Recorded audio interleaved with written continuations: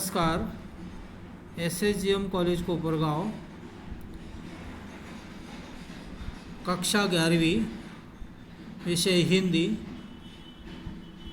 हिंदी में व्याकरण का भाग है वाक्य शुद्धिकरण। वाक्य शुद्धिकरण यानी कि शुद्ध रूप में भाषा का लेखन। भाषा लेखन करते समय शुद्ध रूप में लिखनी चाहिए। वैसे तो हम बोलते समय बोलते हैं गलत, लेकिन हमारे ध्यान में वो नहीं आता, लेकिन अर्थ समझता है। रमेश को दो भाई है। रमेश को दो भाई है, साधारणतः हम समझ गए कि रमेश के दो भाई हैं, लेकिन हिंदी में कहा जाता है रमेश के दो भाई। रमेश को दो भाई हैं ऐसा नहीं, रमेश के दो भाई। मुझे दो हाथ हैं, नहीं, मेरे दो हाथ है। या गाय को दो शिंग है, ऐसा नहीं कहा जाता, गाय के दो शिंग है। यानी कि शरीर के अवयव और रिश्तों के लिए को की जगह के का प्रयोग होता है।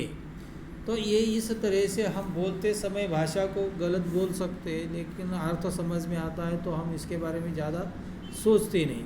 लेकिन आवश्यक है लिखते समय शुद्ध लिखना। तो शुद्ध लिखने के लिए देखें, हम छोटी छोटी गलतियां करते हैं। यहाँ गलत वाक्य में पहला वाक्य दिया है, लोग गंगा नदी को शुद्ध मानते हैं। यानी कि गंगा नदी को शुद्ध मानते हैं, यानी कि हम कहेंगे कि गंगा को लोग अच्छा मानते हैं, लेकिन ऐसा नहीं है। तो गंगा को हम गलत वाक्य में लिखते हैं शुद्ध, तो सही क्या है? तो सही है लोग गंगा नदी को पवित्र मानते हैं, शुद्ध नहीं, पवित्र मानते हैं। हनुमान जी पवन के सूत है, सूत है ऐसा इसमें लिखा हुआ है, लेकिन यहाँ मात्रा की गलती है, सूत नहीं तो सूत। यानी कि यहाँ लिखा है पहला सूत। हनुमान जी पवन के सूत है, सूत यानी कि पुत्र, और ये सूत यानी कि धागा, क्या? धागा। तो इस तरह से तीसरा वाक्य है, अपने माता पिता से मेरा प्रमाण कहना। तो ये गलतियाँ जो है लिखते समय करते हैं, बोलते समय ऐसा नहीं बोलेंगे, क्योंकि माता पिता से मेरा प्रमाण ऐसा कोई कहेगा नहीं, प्रणाम ही कहेगा, लेकिन लिखते समय हम प्रमाण लिख सकते हैं। इसीलिए ये अपने माता पिता से मेरा प्रणाम कहना। देखिए तीसरा वाक्य है कि यहाँ तीसरा वाक्य क्या है?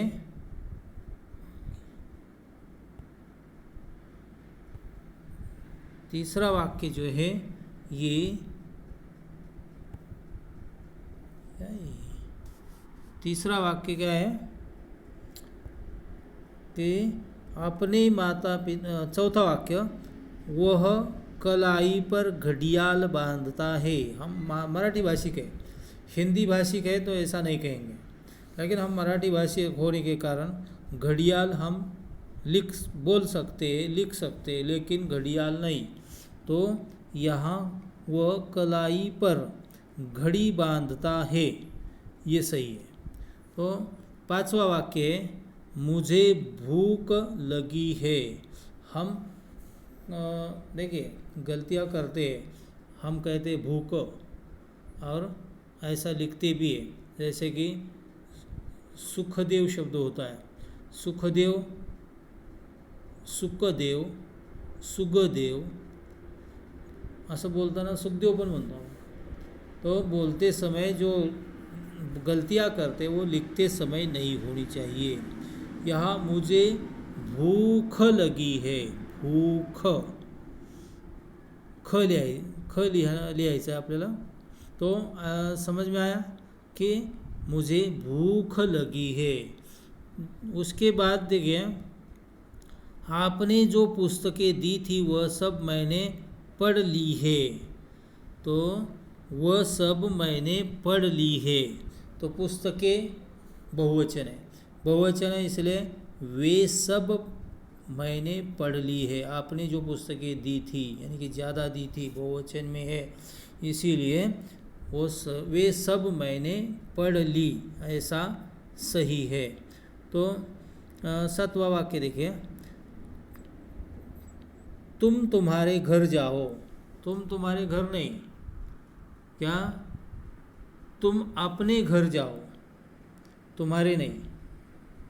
तो यहाँ छोटी छोटी गलती है, तुम तुम्हारे घर जाओ, ऐसा हम मराठी का अनुवाद हिंदी में करके बोल सकते हैं कि तुम तुम्हारे घर जाओ, हम हमारे घर जाएंगे, ऐसा नहीं। तुम अपने घर जाओ, हम अपने घर जाएंगे, ऐसा ही शुद्ध रूप में लिखना पड़ता है। देखिए आगे वाला वाक्य है, वे असली भारत के सपूत है। असली भारत, भारत कैसे असली, भारत असली है, भारत को असली कह सकते हैं नहीं।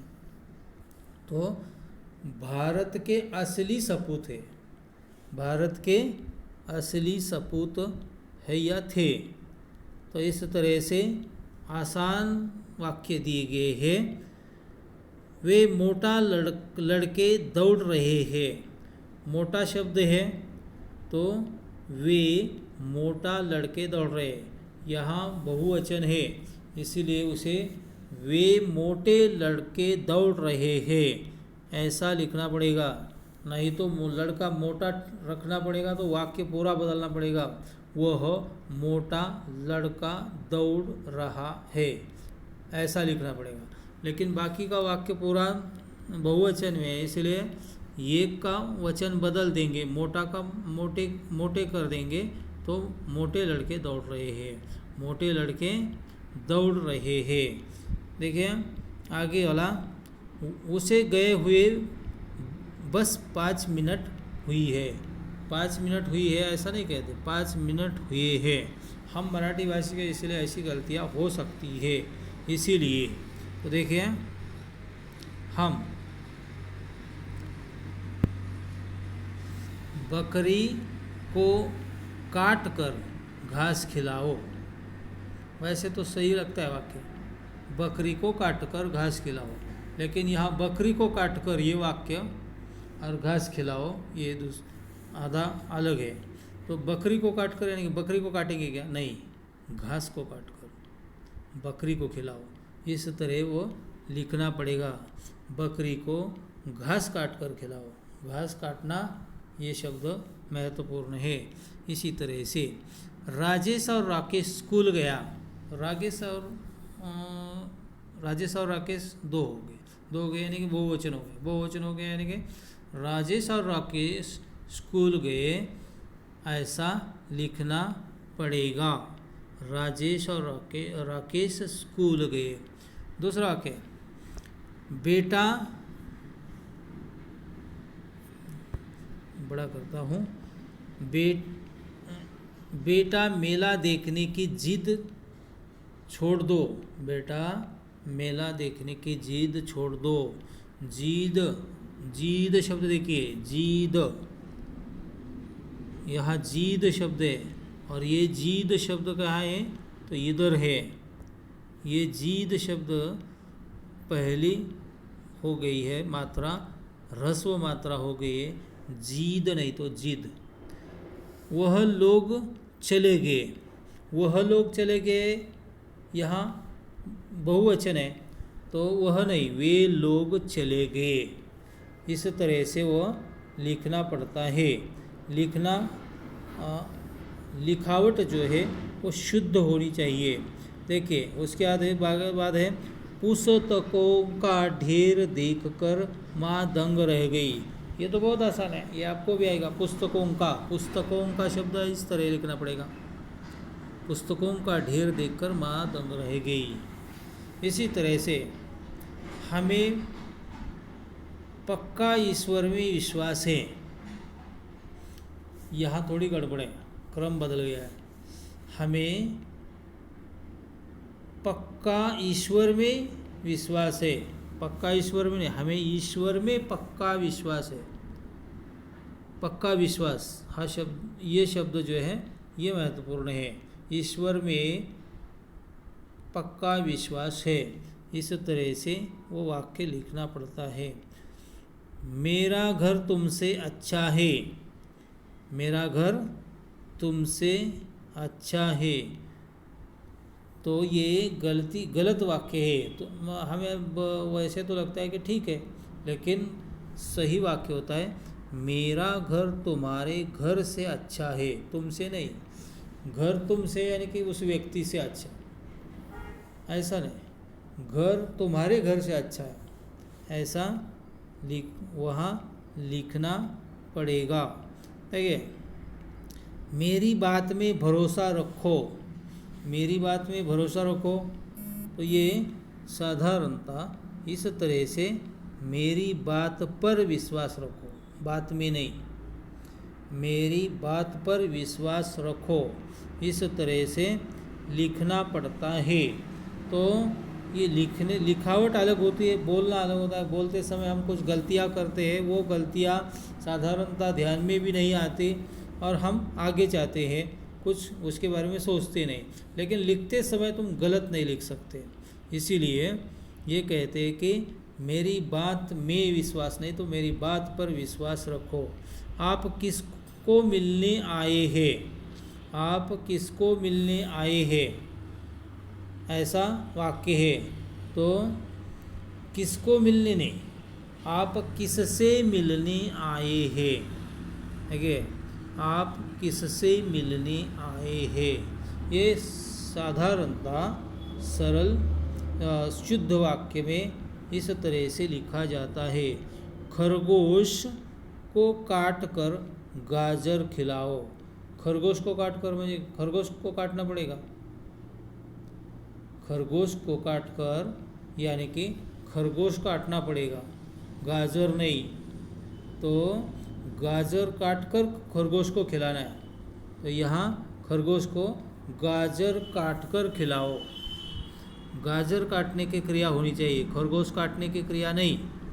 इसीलिए ये शुद्ध वाक्य है कि खरगोश को गाजर काट कर खिलाओ, खरगोश को काट कर गाजर खिलाओ, ऐसा नहीं।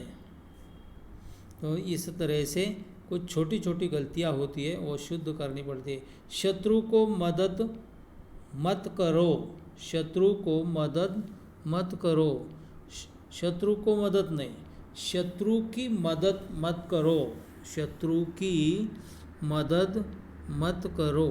मदद, मदद नाही, क्या लिखना है हिंदी में, मदद, शत्रु की मदद, शत्रु को मदद नहीं। तो आगे वाला क्या होता है, सभा में अनेक लोग, सभा में अनेकों लोग थे, तो ये गलत है। तो सभा में अनेक लोग थे, अनेक शब्द से ही बहुवचन सिद्ध होता है, इसलिए अनेकों लिखने की गरज नहीं। अनेकों कहते हैं हम, लेकिन लिखते नहीं। अनेक लोग थे।